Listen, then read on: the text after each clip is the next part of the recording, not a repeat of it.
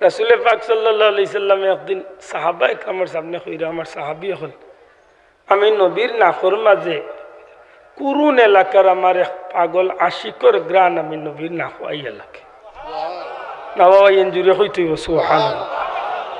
আজকে তোরে বাবা বহুত আশিক মিললে কিন্তু এমন আশিক কি আর দুনিয়ায় তাইবা মাত্র না দেই আফসোস।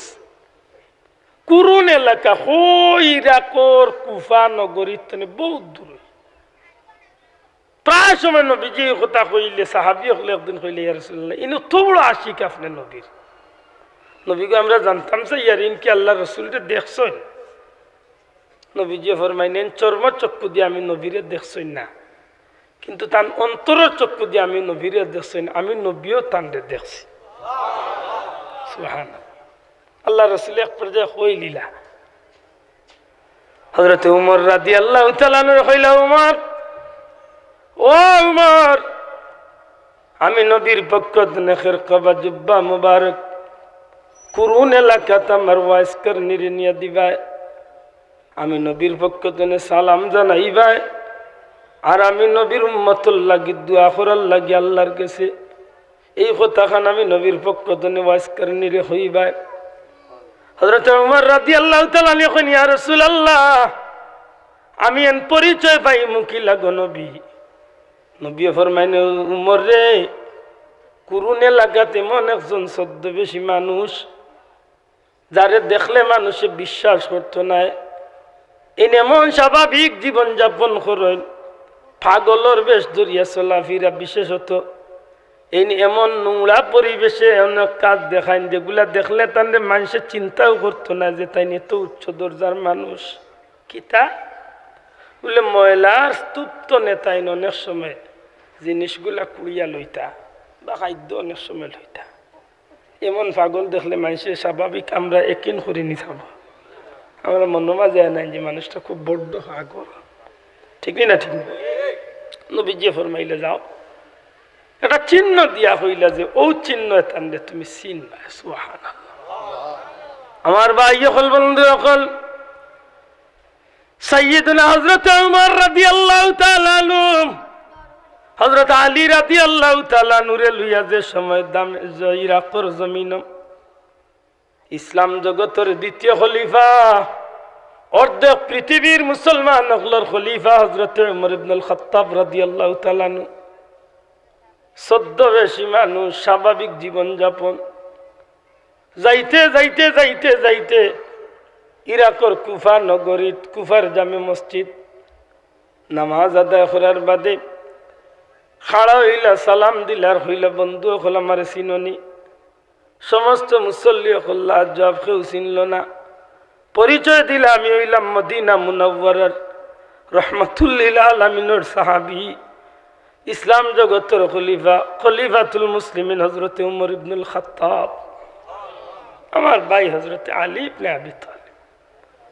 সমস্ত কুফার মুসলমান শ্রদ্ধা ভরে গ্রহণ করলার কইল হুজুর কিতা খেদমত করতে পারি?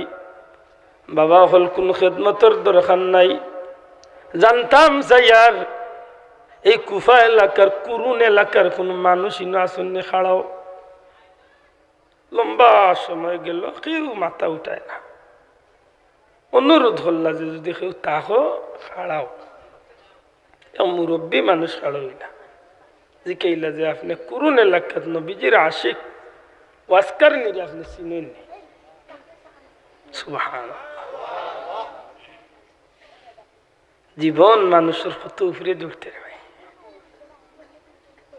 আমার বন্ধু এখন হযরত উমর রাদিয়াল্লাহু তাআলা জিকাইলা ভাই ওয়াসকার নিরে চিননি? মানুষটা জবাব দিল কোন ওয়াসকারনি? বলে আল্লাহর হাবিবর আশিক আল্লাহর পাগল ওয়াসকারনি। মুরব্বী হইল আমার জানা মতো কুরুন এলাকা দিলা কোনো মানুষ নাই। মুরব্বী বালা করে চিন্তা করিয়া খো এমন কোন মানুষের খবর আসেনি? আল্লাহর বান্দা নবীজির প্রিয় সাহাবী হযরত ওমর রাদিয়াল্লাহু তাআলা নিয়ে কিছু পরিচয় তুলিয়া দল্লা যে যুবক মানুষ শরীরের মাঝে মোটা মোটা পশম জোয়ান মানুষ এক পর্যায়ে মুরব্বী উঠিয়া কইল, উমর, ওগো নবীজির সাহাবী উমর, আমার এলাকার দুঃসম্পর্কীয় আমার এক ভাতিজা ওয়াইস, যদি এমন মানুষটা ওয়াইস করে নিয়ে ইয়া থাকে বা শিখে রাসূল ইয়া থাকে, তাইলে আমি বুঝিয়া নিতাম পারিয়ে না, মানিয়া নিতাম পারিয়ে না। কারণ এই মানুষটার চলাফেরা তো এত নিম্নে দিয়া, এতে নিচে দিয়া কেউ চিন্তা করতে পারত না। তবে তোমার কথা অনুযায়ী শরীরের যে গড়গঠনের কথা কইছে ইগুলার লগে মিলে যে সময় মুরব্বী এই কথা কইন, হযরত উমর রাদিয়াল্লাহু তাআলা এখন মুরব্বী সাবধান, এমন মানুষ সম্পর্কে আর খারাপ মন্তব্য যাই না। কারণ তোমার কথা রাসূল পাক সাল্লাল্লাহু আলাইহি সাল্লামের বর্ণনায় প্রমাণ হয়ে গেছে এই মানুষ হইল ওয়াজ করনি। এই নো আল্লাহ রাসূল আশিক সুবহান।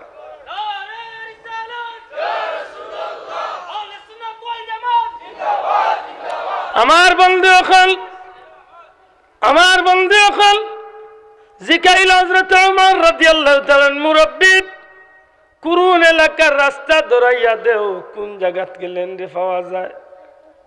অনেক লম্বা কথা, শেষ পর্যন্ত কুরুন গিয়া পৌঁছিলা।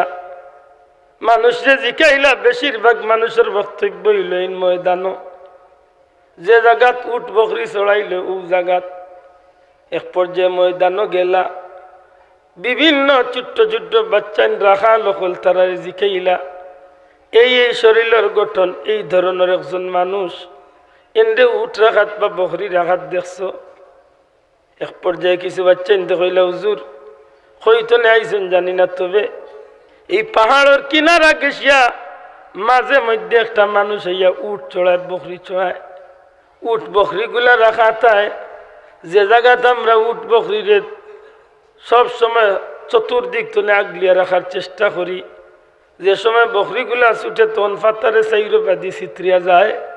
কিন্তু এই মানুষটা যখন ময়দানের মাঝে উট বকরিরে ছাড়িয়া দেয়, বেশিরভাগ সময় মানুষটারে ময়দানও দেখা যায় না।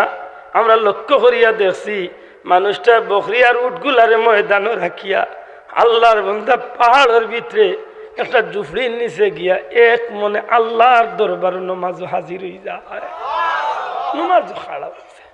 সুবহানাল্লাহ। আমার বন্ধু অকল হযরত সাইয়্যিদুনা উমর রাদিয়াল্লাহু তাআলা ফরমাইন, ভাই আলী রে, এমন মানুষ আশিকে রাসূল ওয়াইজ করনি ছাড়া আর কেউ হইতে পারে?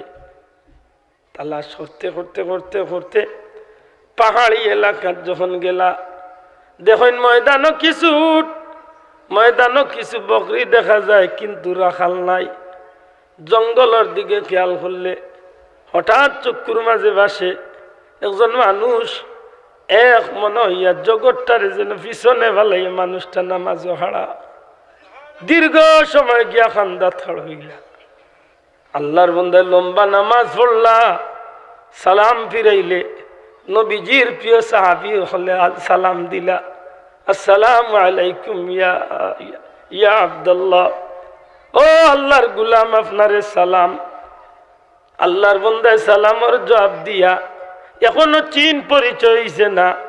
সর্বপ্রথম উঠিয়া কইলা, বন্ধু বলরে, তোমরা কইতনে আইছো জানি না, তোমরার পরিচয় জানা নাই, কিন্তু বিশ্বাস করো তোমরা যেখান তনে আও না কেনে, তোমরা দুইজন মানুষের শরীর তনে আমি আমার নবী কামলিওয়ালার মহব্বতের ঘ্রাণ পাইতে আছি,